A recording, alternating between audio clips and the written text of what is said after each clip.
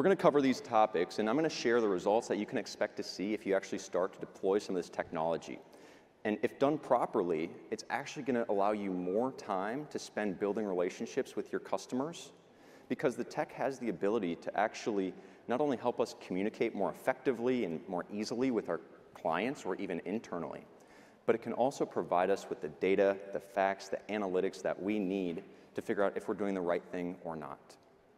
So starting at the beginning, did anyone here attend the virtual summit last year? A few of you? Okay, so you may see some of this again, because I shared it at the virtual summit, but 9 out of 10 sales reps say that the most important piece of their job is building personal connections. Is that fair? Probably the most important thing we do as salespeople or sales leaders is build relationships? Yeah? Well, despite this, only a third of the average sales rep's time is spent selling. Well, that kind of seems like an issue.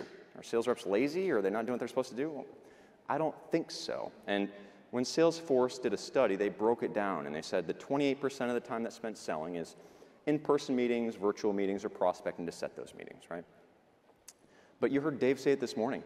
Sales is more complex than it ever has been before, and there are simply so many non-selling activities required to complete the same exact task or get one sale, right? And it's going to be good to have your phones out today, because I'm going to share a lot of data and take some pictures. And I'm actually going to share a one-page overview at the end as well that gives you all the stuff from this talk. But the fact of the matter is sellers are getting bogged down, and 3 out of 4 sales reps are saying that they can't complete all the tasks assigned to them and maintain high quality. That's an issue. 3 out of 4 of your reps can't do everything they need to do? How do we fix this? Well, to make things worse, on top of tasks, they're drowning in technology. And yes, the guy that sells technology is telling you that there's too much technology. A third of sales teams use more than 5 tools in their tech stack.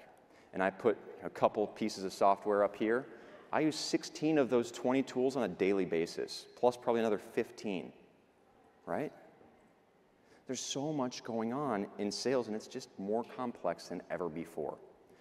But thankfully, sales leaders, they've recognized this, because quite frankly, their reps are telling them, there's too much going on, there's too much tech, we're overwhelmed with what's happening.